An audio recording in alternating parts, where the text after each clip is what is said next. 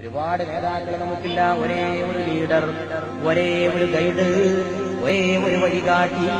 അത് മദീനയുടെ നിലാവാണ്, അത് ലോകത്തിന്റെ കാരുണ്യമാണ്,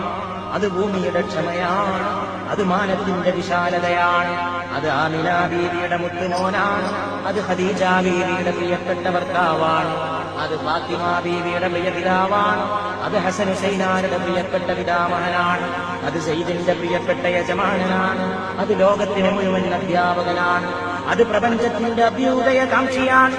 അത് മാനവ കുടുംബത്തിന്റെ കുലഗുരുവാണ്, അത് ഏറ്റവും വലിയ വിമോചകനാണ്,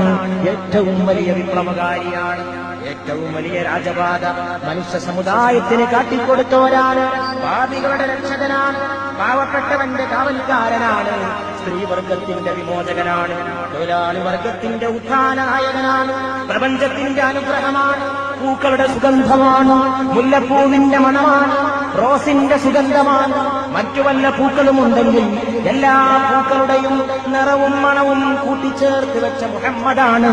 സല്ലല്ലാഹു അലൈഹി വആലിഹി വസഹബിഹി വസല്ലം.